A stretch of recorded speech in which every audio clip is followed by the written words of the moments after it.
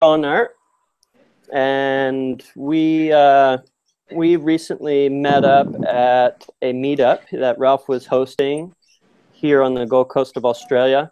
He has been introducing cryptocurrency to the Australian market and has been talking to people about what cryptocurrency is and showing them how to get up onto the different platforms. And so I invited him on to this podcast to talk to everybody about cryptocurrency and the growth of cryptocurrency and how it's been progressing over the last few months and this last year and how it's really taken off. How you doing, Rolf? Good. Thanks, Joshua. Thanks for inviting me. I'm doing fine, yeah. It's good to meet you the other day. It was very nice meeting you. You were very informative. And since I've talked to you, I've gotten onto the platform. I started to invest into crypto. I've gotten Bitcoin, and then I've started on a whole number of different platforms now. So it's been an exciting experience for me.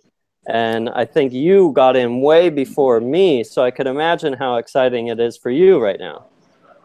Yes, it is exciting, but I didn't get into this whole area until probably August this year.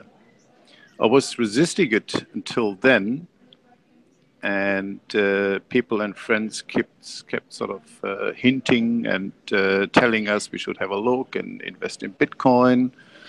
And actually, the first time last year, I had a friend talking to us about Bitcoin, and then I was looking at $400, and I thought, you must be crazy. I'm not spending $400 on Bitcoin.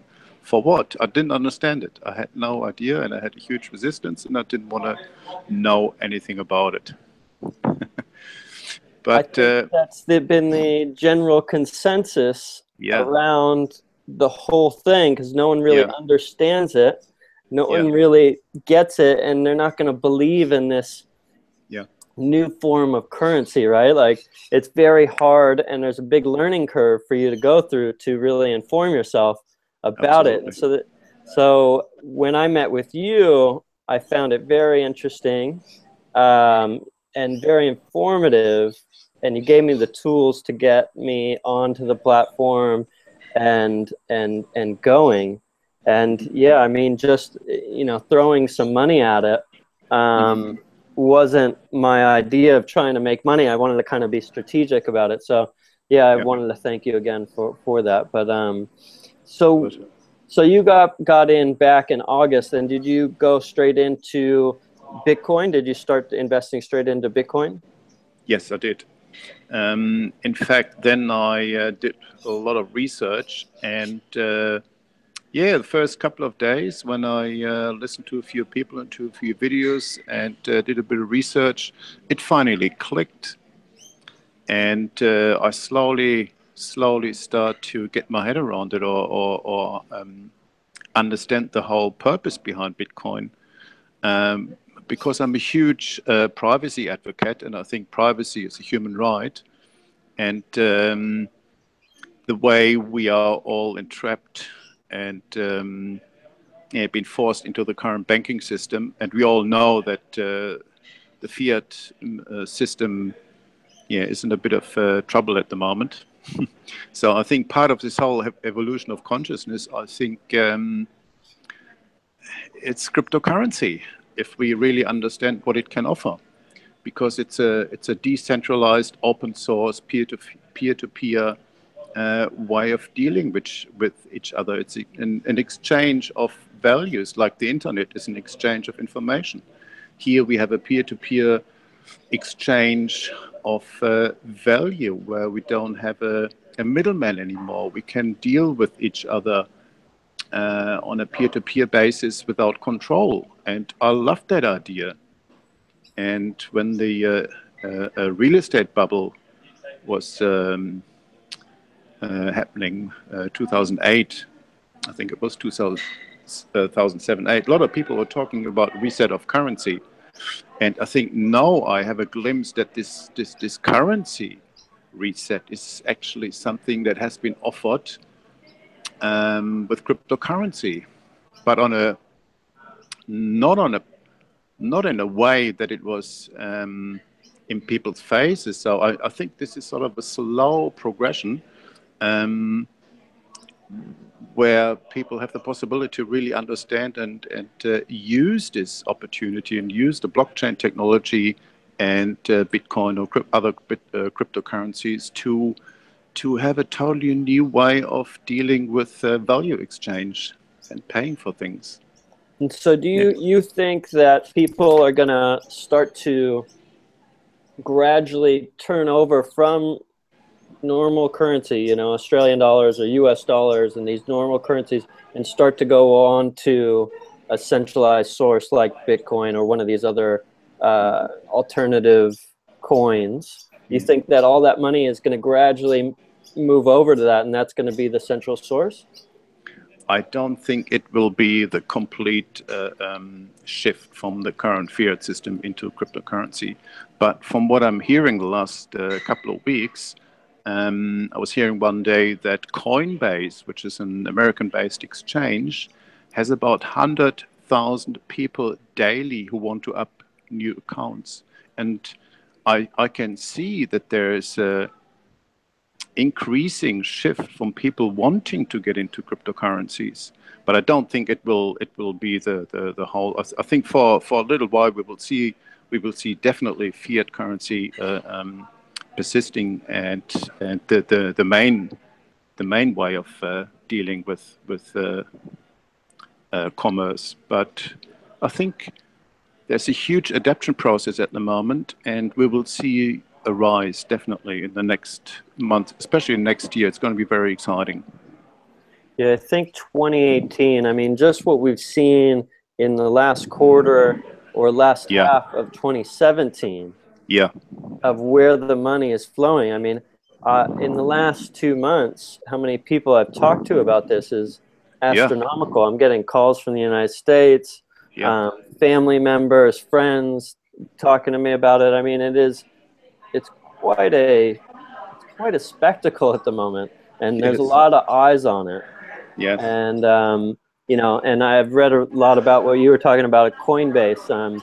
It seems like there's almost too many people, and the infrastructure isn't there to keep up with this growth. Yeah, that's right. I can hear that too, even with the Australian-based exchanges. And the more popular it gets, the more concerned the current powers to be are getting, because now they're talking about, you know, regulations and all kinds of things, and the banks don't like it, the governments don't like it, because they're losing control.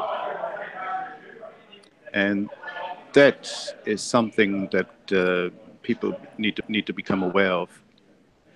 And so how does the government start to control this, or can it be controlled? Is it something that they're going to want, as people put their money onto this platform, they're going to want to start getting their tax dollars? How do you see them starting to control this in certain ways?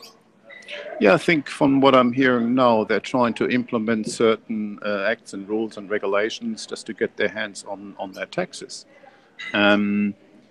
But then again, this whole tax system, I don't want to talk too much about it. Yeah, it's a different topic. We need to be aware what this whole system is really doing to us since 1913, since the Federal Reserve came into existence. So people need to do a little bit of research too, how money is created, how this whole banking and a central bank system is working, and what the banks actually do to us, the people. And we need to take, and we can take, our power back. I don't think that the governments and regulatory bodies have the possibility to completely control it. They can't control and they can't manipulate the blockchain technology. In fact, this is something they're really keen to implement, but on a centralized system, so that they further can control us. So, but they can't control the blockchain. And as more and more people are embracing this whole technology and using it, I think already the genie is out of the bottle. They can't put it back. I think it's too late to really stop it and control it. I think it's far too gone. Yeah, you can't. And there's old saying, you know, once you squeeze the toothpaste out, you can't get it. You can't get it back in. So that's it. I think once you have, there's a threshold. Once you get that money onto the platform, then it's already there. It's established, and it's moving. And it's like some of the other disruptive industries that are out there right now, and that's mainly what my podcast is about disruptive industries that are disrupting mainstream businesses and taking money from those businesses and kind of putting it back into the hands of the common people or businessmen or something like that. And so I think this is one of those resources, but I think people still don't have that knowledge base to really, solidify it as something that's going to be here for the long haul. And I think that's their main worry as we come into 2018 is that, it's just so volatile and it's up and down, and they're not sure when it's going to kind of level off and start to take some type of form. And so that's what I've been seeing with, obviously mainstream media has been putting it down. I think the people that have been in it a long time, they understand it and they will stick with it. But I think a lot of these people that are getting in right now, they don't have quite the background in it. And so it's hard to understand where it's going to start to take shape, and it's really going to start to be more of a mainstream thing that we can use. The way I see it is that we need to encourage people to do their research and to really sort out false from the truth, and then get as many people as possible to assist the others and to get their heads around it, and simple step-by-step assistance to get started and to use it. And when I'm out and having a coffee or buying something, I'm always asking, do you take Bitcoins? And some people say, oh, I wish. And I said, well, why don't you? Have a look into it. Or other people have got no idea what I'm talking about. More people, they hear about it, but as you said, mainstream media and the banks, they're out there and scaring everyone, and don't touch it, it's a bubble, and this and that. So we need to be aware of that too. And I like, just one thought, I like watching Andreas Antonopoulos. He's been educating people worldwide already years, and I really like his talks and his educational programs. And he talks about the 5 stages of grief. If you know that there's a new technology or disruptive way of dealing with things, and the first stage is always, make it look stupid and ridicule it, and the next step is they get really angry and try to fight it, and we can see that clearly. And the people try to adopt to it, and we can see it already also with the blockchain technology, where the fintechs or the banks want to adopt it, but only on their terms and conditions. So it's really interesting. What do you think about because now the United States is actually, you can bet on the futures of it. So the stock exchanges are allowing you to bet on it in the future. Do you think that legitimizes it? Or does that, in my opinion, it kind of almost legitimizes it as something that they're taking seriously, and they're allowing you to get on board through normal the banking system. Hey, Rolf, just give me 2 seconds. I'm just going to... Sure.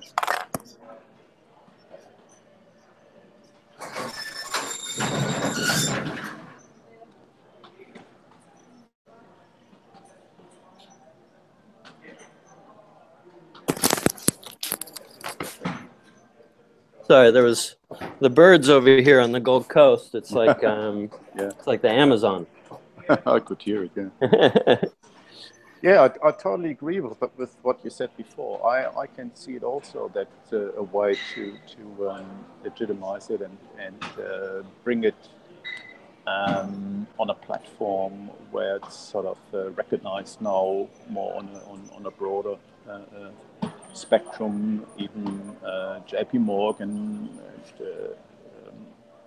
So the big guys, the big players are coming on board because they don't want to lose out. So, and that for me is a sign that it's it's serious. It's something we need to get our head around it in the years and months to come. Yes.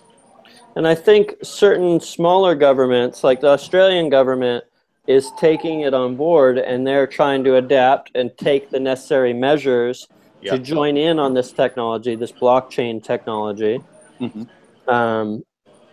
But I think it will be harder for countries like the United States or these bigger, larger countries, obviously, to adapt and go with the times and adapt with this technology.